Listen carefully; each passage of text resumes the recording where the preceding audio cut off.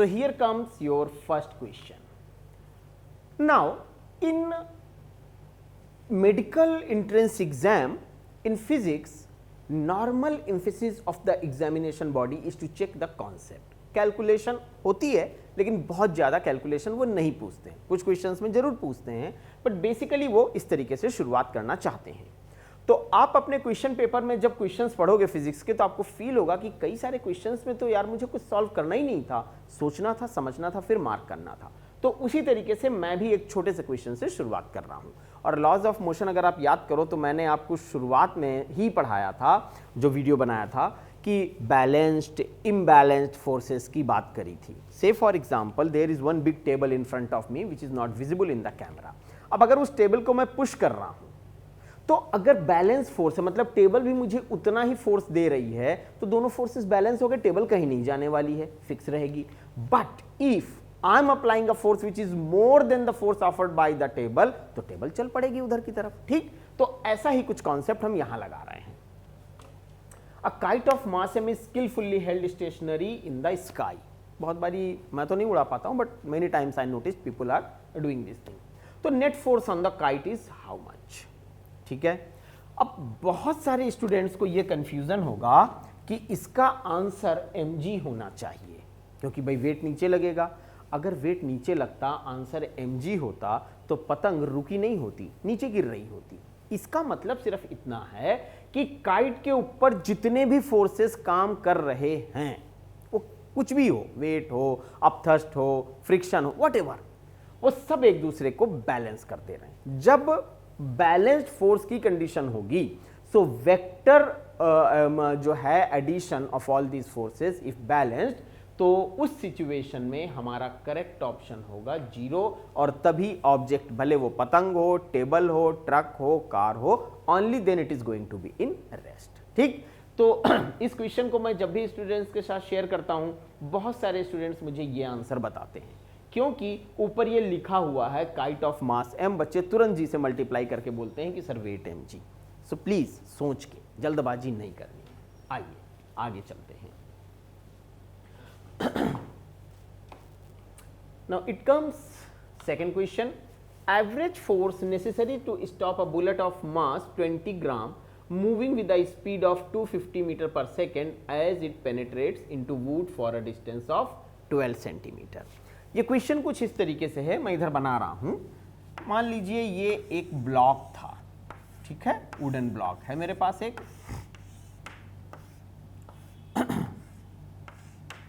Fine. अब इस wooden block में एक बुलेट आके लगती है, हिट करती है इसको, और फिर वो रुक जाती है थोड़ी देर के बाद में। तो आपको ये पता लगाना है कि जो फोर्स काम कर रहा है वो कितना फोर्स काम कर रहा है। ठीक है, यहां पर मैं आपसे एक छोटा सा पॉइंट रिकॉल करने की रिक्वेस्ट करूंगा। देखिए, सोचिए पहले क्वेश्चन को।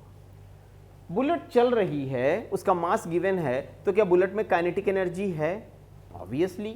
तो kinetic energy of the bullet is equal to half mv square. अच्छा, जब बुलेट रुक गई तो इसका मतलब है काइनेटिक एनर्जी 0 हो गई। तो काइनेटिक एनर्जी को कौन अपोज कर रहा है? Work done by frictional forces, है ना, जो कि इस ब्लॉक के अंदर बुलेट के ऊपर काम कर रहे हैं। तो वो वर्क जो है वो बराबर हो जाएगा काइनेटिक एनर्जी के। ठीक, अब ये जो W है वो खुद किसके बराबर होगा? वर्क डन, और जो है ये बराबर हो जाएगा force offered by this block on this bullet, और वो डिस्टेंस जो कि वो ट्रेवल कर रहा है। Fs लिख लीजिए, Fd लिख लीजिए, whatever you want to write down. अब हम लोग सीधा सीधा इसको जरा चेक करते हैं। क्या हमें S की वैल्यू गिवन है? बिल्कुल गिवन है, लेकिन एक चीज ध्यान रखिएगा, हमेशा MKS में कन्वर्ट करके ही आपको डिस्कशन करना है, सॉल्व करना है। उसके बाद वेलोसिटी गिवन है, मास गिवन है, F निकल जाएगा, बिल्कुल निकल जाएगा। आइए वैल्यूज में हम लोग इसको पुट करते हैं। तो भाई मैं इसको लिख रहा हूं mv स्क्वायर अपॉन 2s। ठीक, m कितना है मेरा? 20 into 10 to the power -3। v हो गया बच्चों 250 into 250 upon 2 into 12 into 10 to the power minus 2। ठीक है, हम जब इसको सॉल्व करेंगे तो हमें ये मिलेगा 5.2 into 10 to the power 3 newton का फोर्स। कुछ नहीं करना है, simple multiply, divide and so on. इतना कैलकुलेशन तो आप इजीली कर ही लेते हो। ठीक है, so I am not wasting any moment of your precious time in doing these calculations. So which one is the correct option? The correct option is fourth. This D is the correct option. मेरा point सिर्फ आपके साथ ये approach share करना था। Crux of the matter तो यही है, बाकी तो मैं सिर्फ टाइम पास कर रहा हूँ, क्योंकि अगर मैं कैलकुलेट कर रहा हूँ so it is mayor wastage of your precious moments.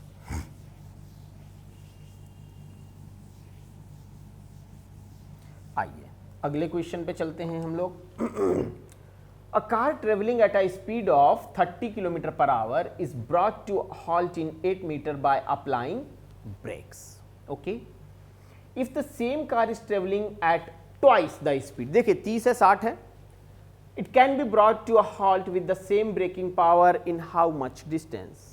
ठीक, तो अब अगर मैं इस क्वेश्चन की बात करूं तो क्या आपको नहीं लगता है कि क्लास 9th का बेसिक फार्मूला यहां पे एप्लीकेबल है?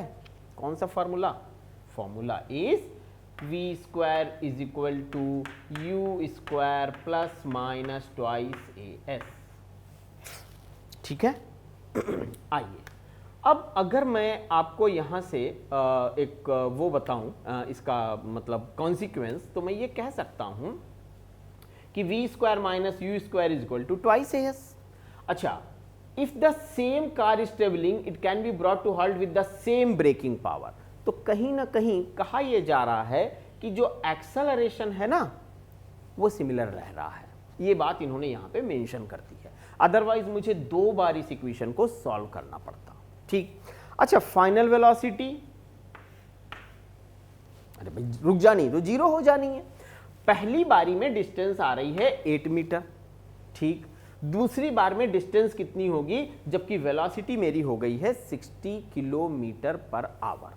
ठीक, तो मैं यहां से अगर आपसे कहूं कि भाई कैलकुलेट ना करके, देखिए हमें अपने एग्जाम के लिए ना कुछ शॉर्टकट्स, कुछ ट्रिक्स भी सीखने होते हैं, और इन क्वेश्चंस में मैं खाली आपको ये नहीं बोलूंगा कि चलो भाई ये फॉर्मूला है लेट्स स्टार्ट कैलकुलेटिंग, नहीं, मुझे बीच में आपको कुछ ट्रिक्स भी समझानी है जिससे कि किसी बड़े क्वेश्चन में आप अपना टाइम सेव कर सको। होगा क्या, देखो out of 45 nearly 10 to 12 questions are in the category of difficult and long calculations. तो अगर कुछ छोटे छोटे क्वेश्चन पे हमारा टाइम बच जाता है, ठीक है, तो हम उसका यूज वहां पे कर सकते हैं। तो ये तो 0 हो जाना हर बार में और ये सिमिलर रहना है।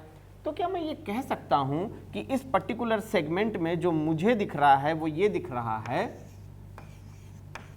मानते हैं, क्योंकि 2a तो कांस्टेंट है और फाइनल वेलोसिटी 0 हो जानी है।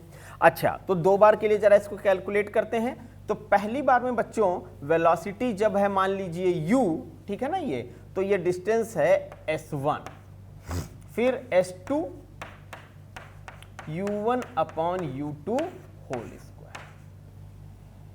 ठीक, तो s1 कितना है 8, s2 पता नहीं मुझे, u1 कितना है 30 और u2 कितना है 60। अब आप कहोगे कि सर आपने इसको MKS में कन्वर्ट नहीं किया, अरे सेम यूनिट है ना, तो कैंसिल हो जानी है, कोई प्रॉब्लम नहीं है। ठीक, और इसका स्क्वायर, तो अब यहां से अगर मैं निकालूं तो सीधा सीधा s2 मुझे मिल जाना है 1/2 का होल स्क्वायर, दैट इज 1/4। 4 को यहां से मल्टीप्लाई करोगे 32 मीटर की डिस्टेंस आएगी। अब देखिए एक तरीका तो यह है कि चलो वैल्यूज रखते हैं, सॉल्व करते हैं, लंबी अप्रोच है। दूसरा यह है कि हम थोड़ा टैक्टफुल सोचते हैं, तो हमें ये टर्म कॉमन मिल रहा है, हमें वेलोसिटी हमारी फाइनल 0 हो जा रही है, तो हम क्यों इतना लंबा कैलकुलेशन करें, let's try to save the time. और बच्चों यही जो ट्रिक्स है ना ये बहुत काम आती हैं जब आप क्वेश्चंस को अटेम्प्ट करते हो। अब मान लीजिए एक स्टूडेंट इस क्वेश्चन को सॉल्व करने लग जाए इस मेथड से, तो उसको कम से कम 4 मिनट लगेंगे, 3 मिनट लगेंगे, और अगर कहीं उसने गलती कर दी कैलकुलेशन में तो और प्रॉब्लम। आपने सीधा पढ़ा, समझा और एक ट्रिक लगाई, विद इन 50 सेकेंड्स 40 सेकेंड्स आपको आंसर मिल गया। ठीक, let's move for the question number 4। A 0.2 kg object at rest is subjected to a force 0.3 I minus 0.4 J। एक चीज ध्यान रखिए इस क्वेश्चन में, फोर्स जो है वो दो डायरेक्शन में है, एक x डायरेक्शन में है, एक माइनस y डायरेक्शन में है। तो एक्सेलरेशन जो बच्चों आएगा वो भी दो डायरेक्शन का आएगा, ax और ay। ठीक, साफ दिख रहा है आपको, मैं बता रहा हूं, वो दिख भी रहा है। What is its velocity vector after 6 seconds? ठीक, अगर इसमें ये फोर्स एक ही डायरेक्शन का होता तो कोई प्रॉब्लम नहीं थी, मैं एक्सेलरेशन निकाल लेता और उसके बाद मुझे टाइम गिवन था, रेस्ट से शुरू कर रहा था, u को मैं 0 रख देता, v बराबर u प्लस 80 लगा देता, सीधा सा मुझे आंसर आ जाता। लेकिन अब यहां क्या हुआ है कि फोर्स के दो कंपोनेंट्स हैं, अब उसके अकॉर्डिंगली मुझे एक्सेलरेशन के भी दो कंपोनेंट मिलेंगे, फिर मुझे नेट एक्सेलरेशन मिलेगा, तब मुझे वेलोसिटी मिलेगी और वो भी दो डायरेक्शन की। क्योंकि मान लीजिए यहाँ पे एक चेयर भी है, आपको नहीं दिख रही है बट है चेयर, प्लीज मानिए इस बात को। इसमें मैं एक रस्सी, दो रस्सी बांध देता हूँ। जो टेक्नीशियन इस समय इस स्टूडियो में हैं, एक रस्सी का एंड पकड़ के वो अपनी तरफ खींचे और दूसरी रस्सी का एंड पकड़ के मैं ऐसे खींचूं, तो ये चेयर ना उनकी तरफ जाएगी ना मेरी तरफ जाएगी, ये बल्कि किसी दूसरे एंगल पे चलने लगेगी। तो something of that sort is happening in this particular problem. आइए हम लोग देखते हैं कि इसमें क्या करना है।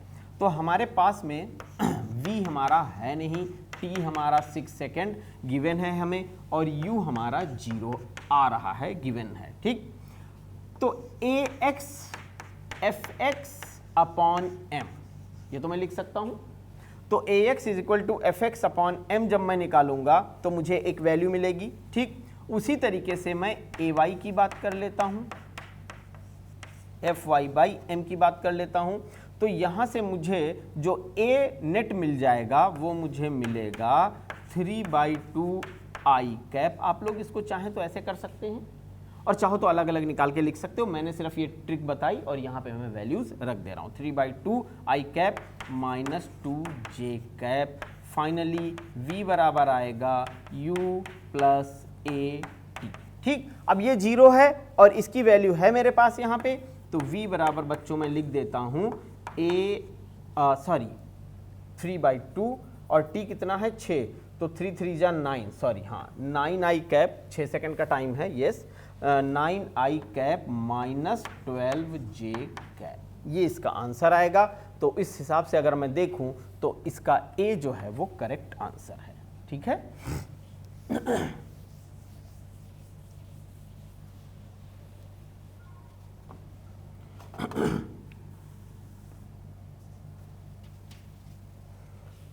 आइए अगले क्वेश्चन पे चलते हैं।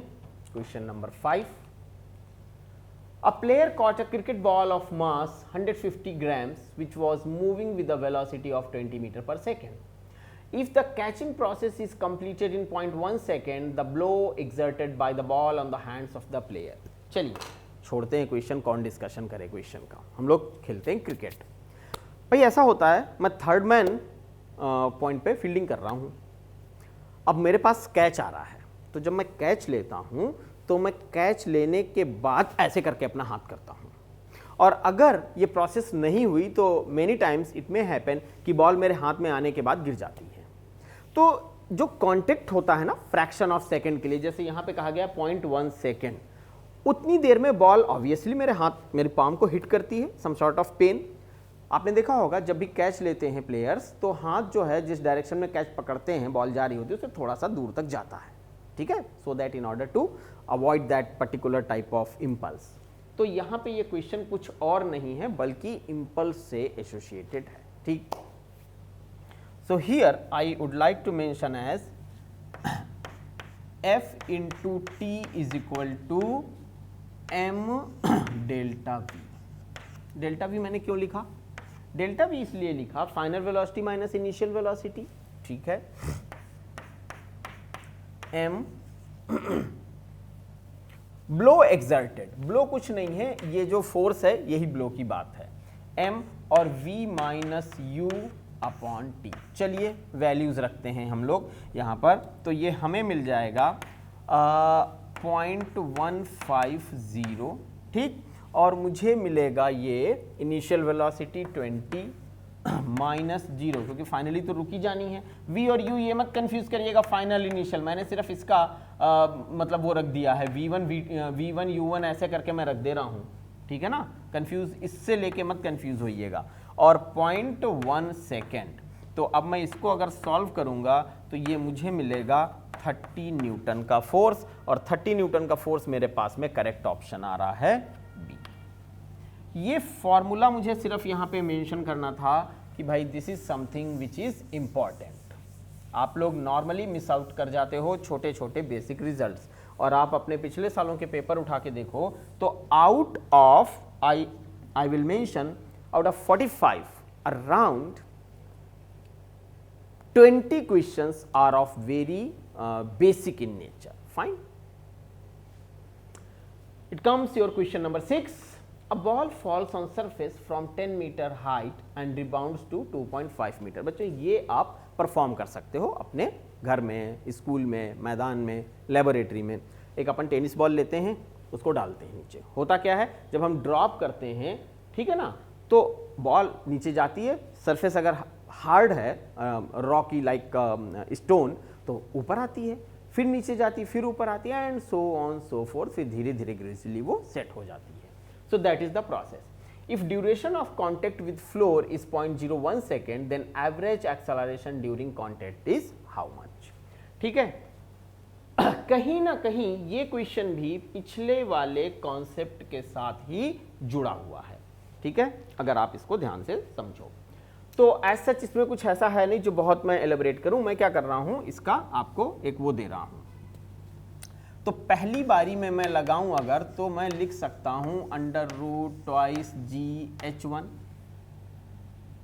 कितनी हाइट से गिर रहा है, 10 मीटर की हाइट से गिर रहा है, तो ये आ जाएगा 10√2 मीटर पर सेकेंड। ठीक है, values are given, so I am just putting the values like this. और आप लोग कंफ्यूज कर जाते हो, तो चलो भाई इनिशियल वेलोसिटी u रख लेते हैं। वैसे बेस्ट पता है क्या रहता है, v1 इनिशियल, v1 फाइनल, ये ज़्यादा बेटर सिंबॉलिक रिप्रेजेंटेशन रहता है बिना किसी कंफ्यूजन के। अच्छा, v बराबर मिलेगा h2, वैल्यूज रख देंगे जब हम इसमें, तो ये मुझे मिलेगा √50 मीटर पर सेकेंड। इसको आप चाहो तो ऐसे भी लिख सकते हो, 25/2, तो ये हो जाएगा 5√2, है ना, that also you can write it down. तो इम्पल्स का मतलब हो गया, इम्पल्स का मतलब हो गया भाई F/t बराबर ma/t। कुछ नहीं किया मैंने, फॉर्मूले को सिर्फ एलोबरेट किया हुआ है, दैट्स इट। ठीक,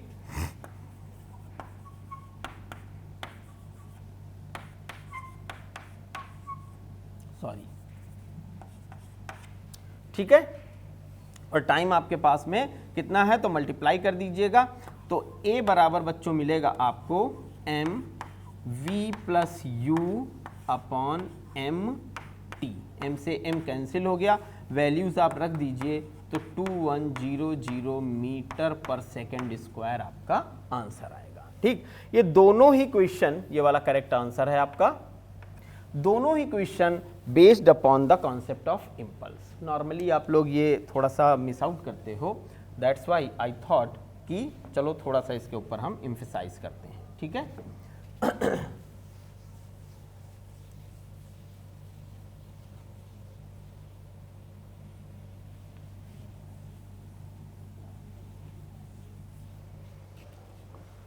Come on for the question number 7. A stretching force of 10 Newton is applied at one end of a spring balance and an equal stretching force is applied at the other end at the same time. आप लोगों ने जरूर gym में एक device ऐसी देखी होगी, 5-6 springs parallel जोड़ दिए जाते हैं, फिर इधर एक ग्रिप का रहता है, इधर ग्रिप का रहता है, फिर उसको ऐसे पकड़ के एक्सरसाइज करते हैं, ठीक है ना। वो किसके लिए की जाती है वो मुझे नहीं पता, बट ऐसे करते हैं।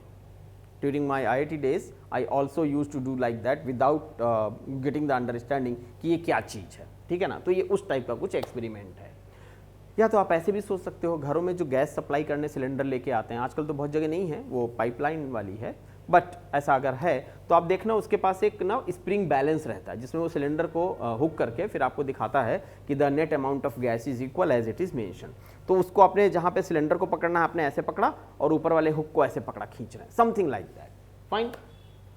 Applied at the other and at the same time, what will be the reading of the balance. अच्छा, अब बहुत सारे लोग कहेंगे कि 10 का नीचे है 10 का ऊपर लग गया है, तो रीडिंग ऑफ द बैलेंस जो है वो 20 हो जाएगी। वो 5 को डिस्कार्ड कर देंगे, 3 को डिस्कार्ड कर देंगे, कहां पे आएंगे? सीधा 20 पे। अरे भाई रीडिंग तो 10 ही रहेगी ना, जो आप अपोजिट डायरेक्शन में लगा रहे हो तो एक्शन और रिएक्शन की बात कर रहे हो। रीडिंग जो वो लेता है, जो वेट होता है स्प्रिंग जब नीचे की तरफ हैंग करता है, उसकी बात करता है। तो आप जो फोर्स लगा रहे हो और वो जो फोर्स है वो तो एक दूसरे को बैलेंस कर रहे हैं, ठीक। तो जो करेक्ट ऑप्शन इसमें आएगा वो आएगा 10 न्यूटन का। आज 2 क्वेश्चन, पहला और ये 7वां, ऐसे क्वेश्चंस मैंने रखे जिसमें आपको सोचना था, करना कुछ नहीं था, ठीक है। आइए क्वेश्चन नंबर 8 की बात करते हैं। A bomb of 12 kg explodes into 2 pieces of masses 4 and 8। सुनिए, ये एक बॉम्ब रखा हुआ था, ठीक। अब हुआ क्या कि इस बॉम्ब का इतना पोर्शन इधर चला गया, ठीक, और रिमेनिंग पोर्शन इस तरफ को चला गया। ऐसा मैं सिर्फ आपको दिखाने के लिए कर रहा हूं। बॉम्ब जब फटेगा तो इस टाइप से होगा नहीं बेसिकली, ठीक। तो इसका मास तो 12 था और इसका मास 4 है और इसका मास 8 है, ठीक है। The velocity of 8 kg mass is 6 metre per second, the kinetic energy of the other mass is. ये क्वेश्चन बच्चों मेडिकल एंट्रेंस एग्जाम के लिए बहुत ही ज्यादा इंपॉर्टेंट है, और वो इसलिए इंपॉर्टेंट है क्योंकि ये बहुत ही सिंपल क्वेश्चन है, because here you have to apply conservation of linear momentum as well as conservation of energy. तो इस टाइप के क्वेश्चन आपसे सिर्फ इसलिए दिए जाते हैं कि आप 4 करेक्ट मार्क्स स्कोर कर ले जाओ, ठीक है। मैं दिखाता हूं आपको इसका आपको करना क्या है। तो भाई m1 v1 plus m2 v2 is equal to m1 u1 plus m2 u2, ऐसा करके एक फॉर्मूला अपन लिखते हैं। और दूसरा फॉर्मूला इसी में काइनेटिक एनर्जी वाला हम लोग लिखते हैं, half m1 v1 square is equal to half m1 u1 square, इस टाइप से, ठीक। अब हमें सिर्फ इसमें वैल्यूज यहां पे पुट करनी है, नथिंग एल्स, जो कि हमें यूज करना है। तो v1 हमारा आएगा minus m2 v2 upon m1, ठीक है। और बच्चों ये हो जाएगा माइनस 12 मीटर पर सेकंड। मैंने कुछ नहीं किया, इस फॉर्मूले में सिर्फ ये गिवन वैल्यूज यहाँ पे पुट करी हैं। काइनेटिक एनर्जी अकॉर्डिंगली मेरी हो जाएगी, जो मैंने ये वाला रिजल्ट लिखा हुआ है, हाफ m1 v1 स्क्वायर रख दीजिए वैल्यूज, इंटू 4 इंटू कितना आया है 12 इंटू 12, इसको माइनस मत रखिएगा, स्क्वायर हो जा रहा है, ठीक है। तो ये कितना हो गया 144 मल्टीप्लाइड बाई 2, 288 जूल आपकी एनर्जी आ गई, ठीक। So this is your question number 8, very simple question based upon the idea of conservation of energy and momentum. Now let's move on to the question number 9। Weight of a man in a lift moving upward is 608 newton. बहुत simple, interesting and useful concept. हम लोग जब lift में चलते हैं ना, आप दबाओ, ग्राउंड से चढ़ो, 22nd फ्लोर दबाओ, आप हल्का सा वेट फील करोगे। आप 22nd से ग्राउंड पे आने के लिए बटन पुश करो डाउनवर्ड जाने का, आप लाइट फील करोगे। वो वाली सिचुएशन है। While the weight of the same man in the lift moving downward with same acceleration is 368 Newton. चलिए अपन लोग इक्वेशन बनाते हैं, मजा आएगा। सो W पहली वाली कंडीशन में बनेगा बच्चों mg प्लस a, और दूसरी वाली कंडीशन में W प्राइम बनेगा mg माइनस a, ठीक। तो इस केस में जो W है मेरा वो है 608 and then this value of m और g प्लस ए। लेकिन एक बात इस क्वेश्चन में अच्छी कही गई है कि सेम वैल्यू रिटार्डेशन या एक्सेलरेशन की है। और दोबारा वाले में कितना आ रहा है, तो दोबारा वाले में आ रहा 368 is equal to mg minus a. Equation 1 equation 2 को सॉल्व करते हैं, हम लोग ऐड कर देते हैं बेसिकली। ठीक, तो जब हम इसको ऐड कर देंगे तो हमें mg plus ma plus mg minus ma, तो ma और ये प्लस वाला ये तो हो गया कैंसिल। g की वैल्यू हमारे पास है 10, वो रख के हम इसको सॉल्व करते हैं। तो फाइनली जब मैं इसमें वैल्यूज पुट करूंगा तो mg मुझे मिलेगा 976/2 is equal to 488 newton. Formula आपके पास है। कैलकुलेशन में जानबूझ के अवॉइड कर रहा हूं क्योंकि मैं रखूं, मल्टीप्लाई करूं, डिवाइड करूं, सब्सट्रैक्ट करूं, ऐड करूं, वो कोई मीनिंगफुल कॉन्सेप्ट नहीं है।